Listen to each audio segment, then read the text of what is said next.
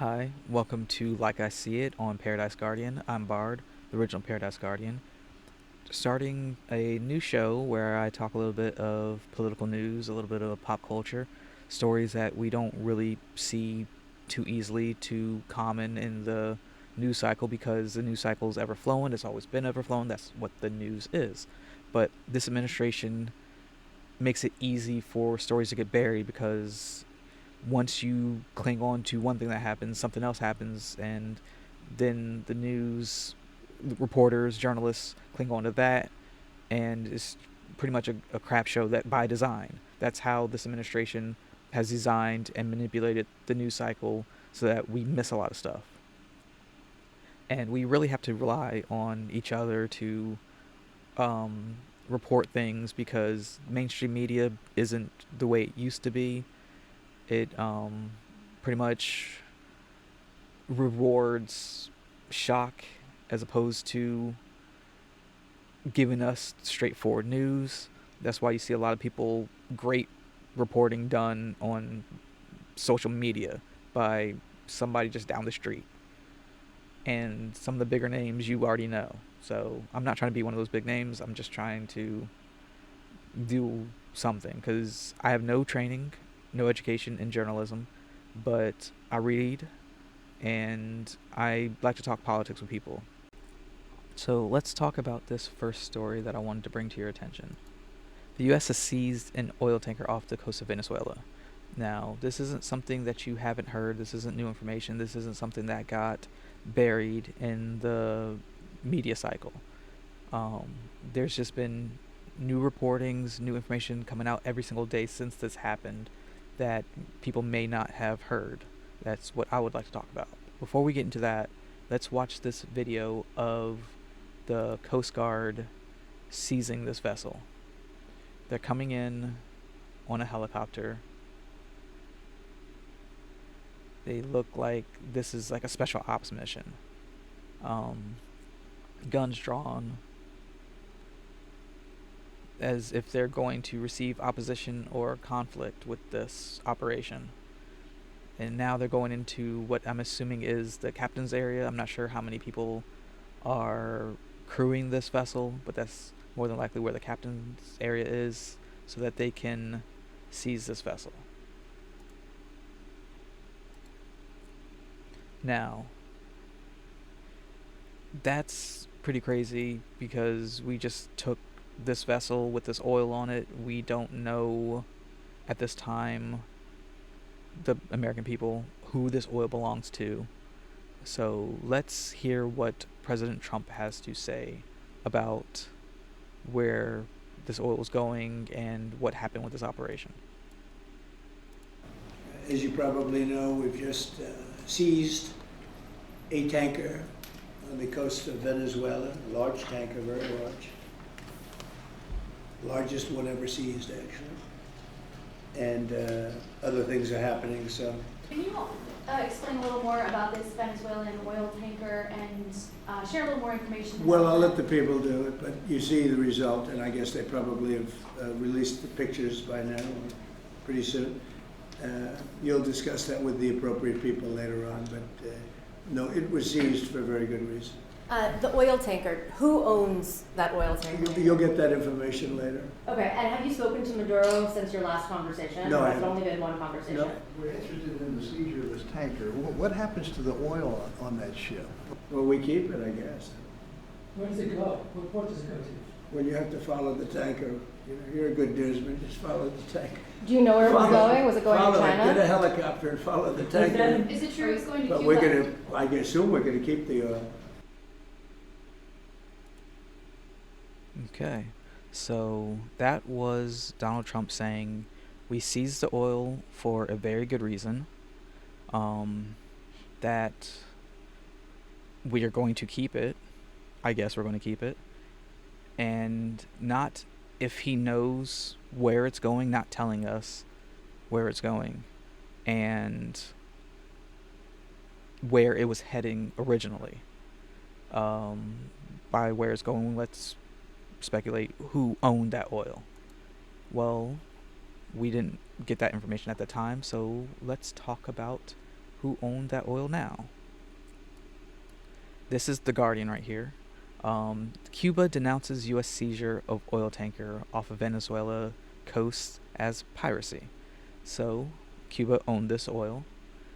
Cuban officials have denounced the U.S. seizure of the Skipper oil tanker off of Venezuela's coast on Wednesday, calling it an act of piracy and maritime terrorism, as well as serious violations of international law that hurts the Caribbean island nation and its people.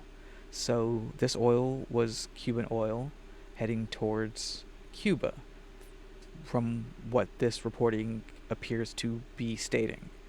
Now, we don't know entirely why this oil was taken, but there's speculation as to why this oil was taken.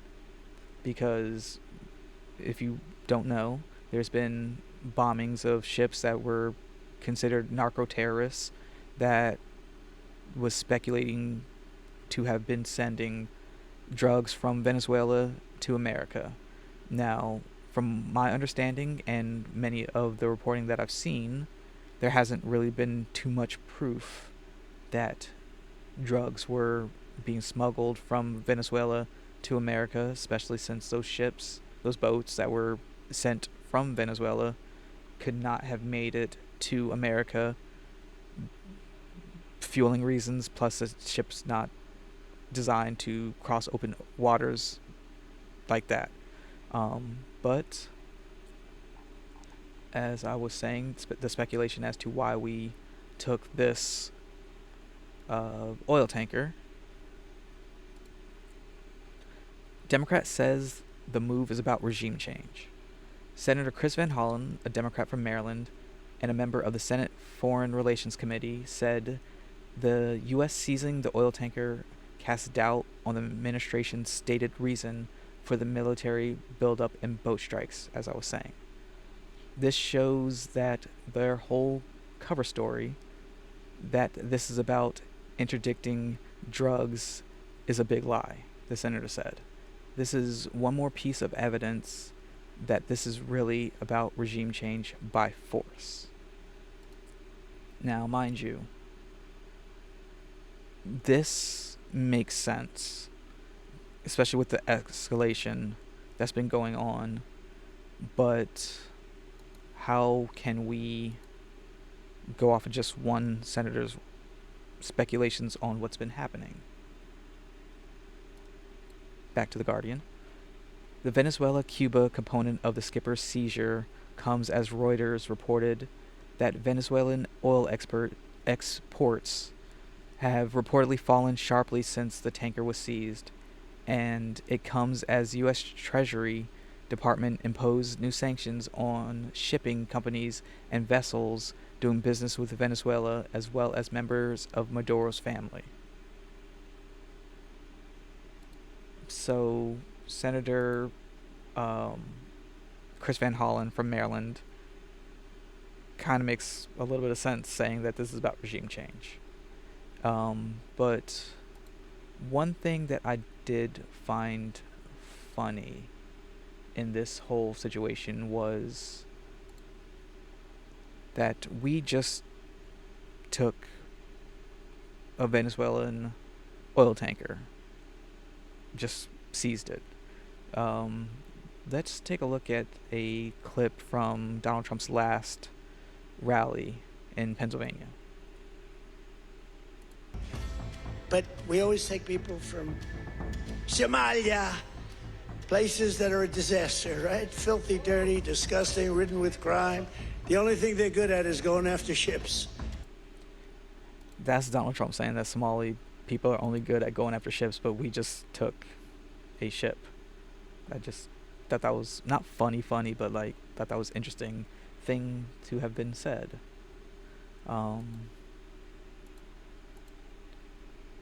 But as far as the other thing that Donald Trump said during that press briefing, where is that Venezuela oil tanker going now after we've seized it? So this is the Houston Public Media The oil tanker seized by U.S. near Venezuela, reportedly en route to Houston region. The oil tanker seized by the United States near the coast of Venezuela earlier this week is headed to the Houston region, according to multiple national news outlets. NBC News and Reuters both reported that the tanker, known as the Skipper, is planned to be held at the Houston area port, and the crew will be released upon docking, according to those reports. So, we know now who owned the oil. It was partly owned by Cuba. We know where the vessel was heading, more than likely Cuba. And we know where it is now, more than likely at, if not heading towards Houston, where we're told the crew will be released. That's just one thing I wanted to bring to you guys' attention. This whole shipping issue, not shipping issue, but this whole seizing of this oil tanker, because since it was originally reported when we first found out about it, it's just been a little hectic because of the fact that we didn't get too much information about it. But right after that happened, there was a report of this, because this brought attention to the whole Venezuela oil tanker situation, brought attention to this, which happened over a month ago. U.S. forces stormed a cargo ship traveling from China to Iran. United States forces raided a cargo ship traveling from China to Iran last month, according to the Wall Street Journal. In the latest reported instance of increasing aggression maritime tactics by the administration of the U.S. President Donald Trump. Unnamed officials told the newspaper that the U.S. military personnel boarded the ship several hundreds of miles away from Sri Lanka, according to the report on Friday. It was the first time in several years U.S. forces had interrupted a cargo traveling from China to Iran, according to this newspaper. So, I'm not saying that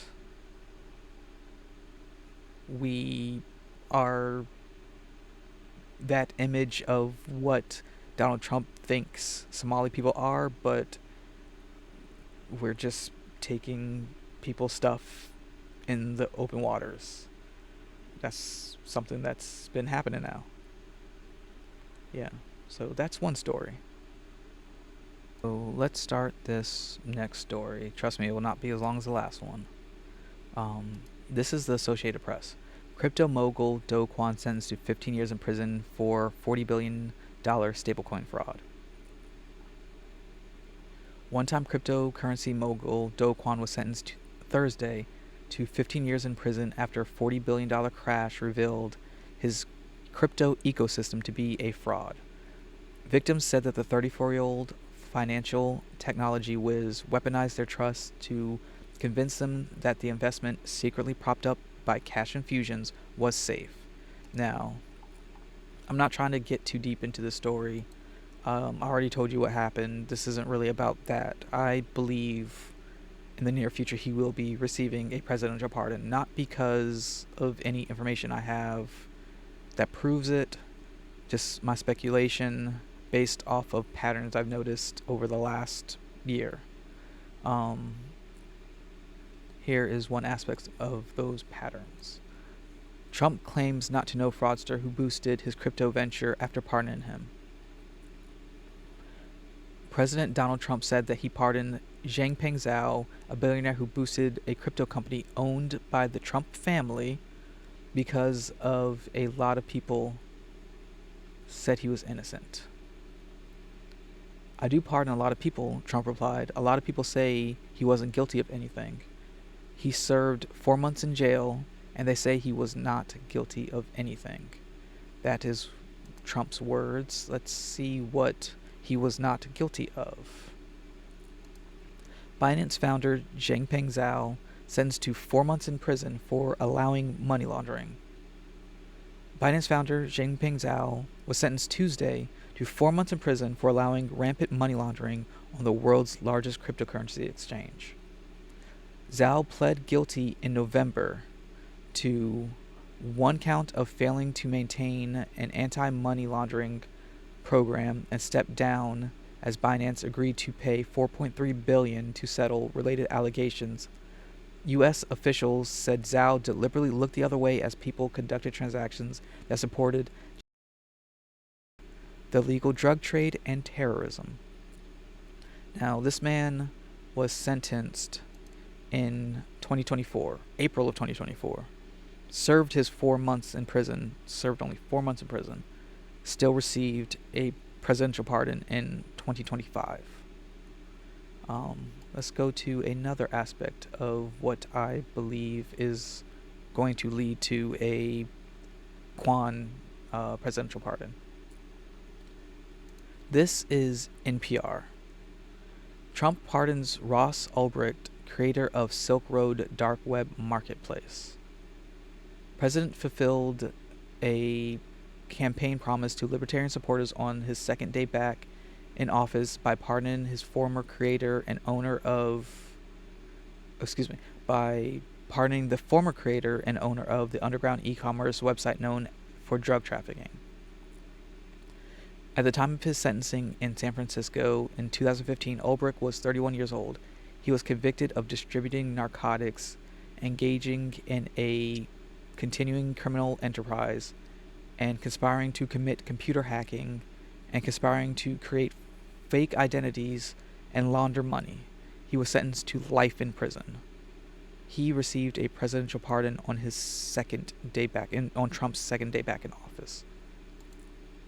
Last aspect I will bring to you. Trump pardons BitMEX co-founders, White House official says. The U.S. President Donald Trump has pardoned the 3 co-founders of the cryptocurrency exchange BitMEX, a White House official said on Friday. Trump granted pardons to the co-founders Benjamin Dello, Arthur Hayes, and Samuel Reed, who had pled guilty in 2022 for failing to implement a Bank Secrecy Act compliant anti-money laundering program. They received a presidential pardon since Trump got back in office. This leads me to believe that Do Kwon will more than likely get a presidential pardon in the near future. So this is a story that I wanted to talk about this week, that I've been paying attention to, that many people might not have had hit their feed too often, or might have just got buried under other stuff, because this has been a pretty crazy week. Is the acquisition of Warner Brothers Discovery by Netflix, which is now in a bidding war with Paramount Skydance. This is Raw story. Corrupt. Trump's son-in-law sparks backlash with a role in Warner Brothers Discovery takeover. On Sunday, President Donald Trump declared that he will be involved in the federal government's decision on whether to allow the streaming service Netflix to buy mass media and entertainment conglomerate Warner Brothers Discovery. On Monday, Paramount Skydance, another mass media entertainment conglomerate, announced a hostile takeover bid for Warner Brothers Discovery, with news soon following that Trump's son-in-law, Jared Kushner's private equity firm, is part of the Paramount offer. Now, when I first heard about this, I didn't know what to think. I'm not a huge fan of David Zaslav. He's been canceling a lot of shows that I felt needed time to breathe and build their audience for reasons I don't believe are the true reasons why they did.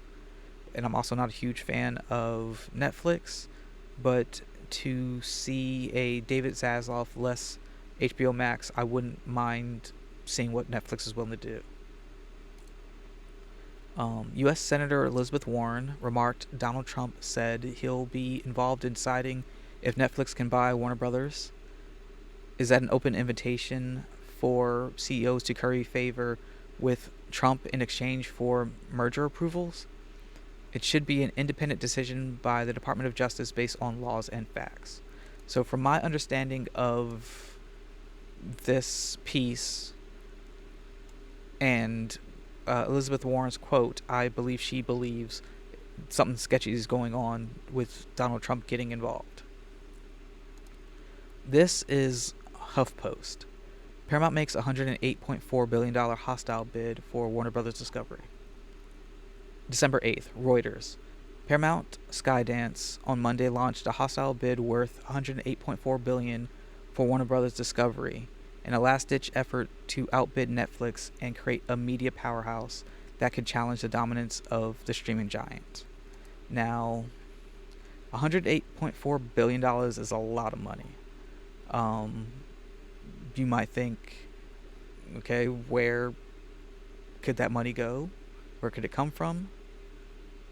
Who has this type of money for an acquisition of anything? But people are rich. Let's see this. Warner Brothers television networks, which include CNN, and TNT, would be in a stronger position when united with Paramount television portfolio, the studio argued. It has sent a letter to Warner Brothers questioning the sale process and alleging the company has abandoned a fair bidding process and predetermined Netflix as the winner. That followed reports that Warner Brothers management called the Netflix deal a slam dunk, while speaking negatively about the Paramount offer. Now they're calling the Netflix offer a slam dunk, while talking bad about the Paramount offer. Wonder why? This is the New York Post. Why Paramount Skydance is tapping into Middle Eastern investors in a hostile bid for Warner Brothers Discovery. Why does Paramount Skydance need the Persian Gulf to finance its bid for Warner Brothers Discovery? It's a niggling question. That's a questionable word that hasn't gone away for Paramount Skydance owners David and Larry Ellison, the son and father duo, now scrambling to persuade shareholders of the company known as Warner Brothers Discovery to sell the media giant to them instead of Netflix. As most of the investing world knows by now, the Warner Brothers Discovery board rebuffed the Ellisons' all-cash $30 a share bid to buy the Warner Brothers Discovery instead of picking a $27.75 a share offer from Netflix for the Warner Brothers studio and HBO Max streaming app. Their plan is to separately sell Warner Brothers Discovery's cable properties for an extra few dollars a share in a deal they claim is effectively worth $30.75 a share. The Ellisons are appealing to shareholders directly, going hostile, and arguing their bid is and was superior. Now, with that said, to hear it from Warner Brothers Discovery and Netflix, the Ellisons are sore losers who might not have enough money. They say they do, or don't have the money they say they do. Most of Larry Ellison's net worth is tied up in shares of Oracle, which have been getting crushed in recent weeks amid the AI market sell-off. Why else would they be inviting scrutiny by going to Saudi Arabia, Qatar, and the UAE for dough? So pretty much, from my understanding of this piece and this writing, they don't believe that the Ellisons have the liquidity to purchase Warner Brothers Discovery outright, and they have to go to foreign investors to invest in it. I wonder why it's that important. Let us take a look at this. This is The Guardian. Larry Ellison discussed axing CNN hosts with White House in takeover bid talks. Senior White House officials have discovered. Sorry, my reading is bad today. Senior White House officials have discussed internally their preference for Paramount Skydance to acquire Warner Brothers Discovery in recent weeks, and one official has discussed potential programming changes at CNN with Larry Ellison, the largest shareholder of Paramount. So, in my opinion, I believe that the Ellisons and Paramount are really trying to acquire Warner Brothers Discovery so that they can have CNN and turn it into a more right-wing Republican style um, show and programming, maybe closer to the likes of Fox News. And this is just something I wanted to share, something that was funny to me that I noticed. This is Stephen Colbert speaking about the same acquisition on The Late Show with Stephen Colbert, his show. This was, I believe, last Tuesday. Let's take a look at this. He's pretty much saying, because Paramount decided to cancel Stephen Colbert earlier this year, saying that this is going to be his last season, claiming that it was for budgetary reasons, saying that his show doesn't make money, there's not enough money to keep the show going, but now they all of a sudden have $108.4 billion to buy a completely different media conglomerate. That's the point he's making here. So this is a story that came across my news feed this week that I don't think I heard too many people talking about, if anybody at all. I wanted to bring to your attention. This is raw story. White House demands International Criminal Court pledge not to prosecute Trump. The U.S. government threatened sanctions against the International Criminal Court unless the body vowed not to prosecute President Donald Trump. Officials in the Trump administration confirmed to Reuters that the International Criminal Court had been told not to investigate the U.S. president.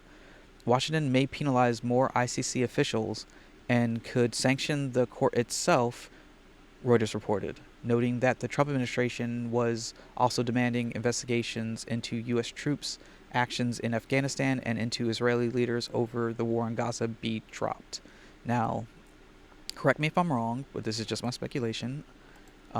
If I were to be at work and someone said, hey, I'm going to look into some things that you did, and I responded by saying, no, if you look into anything that I did wrong, I'm going to sanction you, would that be cause for the people to look into something that I did? It's just my speculation. Let's continue.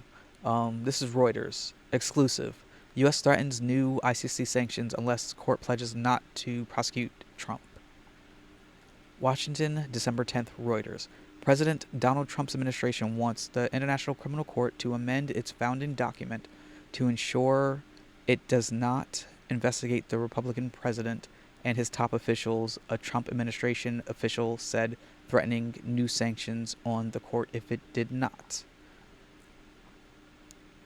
In March 2020, prosecutors opened an investigation in Afghanistan that included possible crimes by U.S. troops since 2021. That is a period. Since 2021, the court has deprioritized looking into this role of the U.S., but it is not formally ended its probe.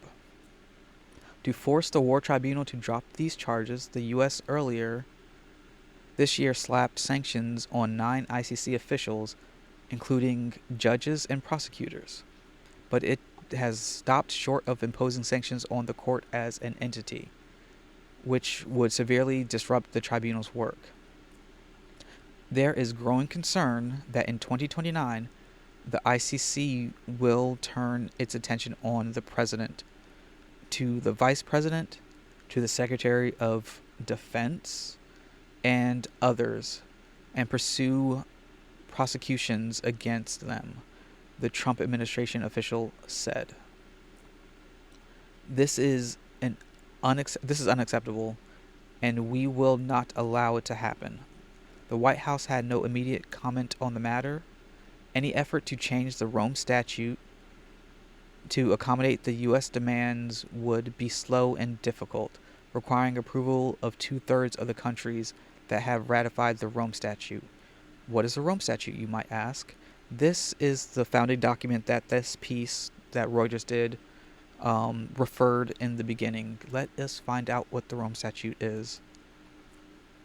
The Rome Statute is the International Criminal Court, is the international treaty that founded the court. The statute sets the court's jurisdiction over genocide, crimes against humanity, war crimes, and as amended Amendment of 2010, the crime of aggression. That is the Rome statute. Why would the Trump administration be worried about the Rome statute or the ICC looking into them? This is the conversation. Pete Hegseth could be investigated for 5 illegal orders, for illegal orders by 5 different bodies. News reports about a U.S. military attack on a boat in the Caribbean allegedly carrying drugs have raised critical questions about the military campaign against drug smugglers being carried out by the Trump administration in that region. Among them, whether Secretary of Defense Pete Hegseth or others face criminal liability for any of the attacks. Those attacks killed people alleged to have been involved in illegal narcotics trafficking. Congressional investigations have begun into allegations that on September 2nd, 2025, the follow-up attack on 2 survivors of an earlier attack was illegal and ordered by Hegseth. Some legal scholars have cited violations of international and United States criminal law that could come into play.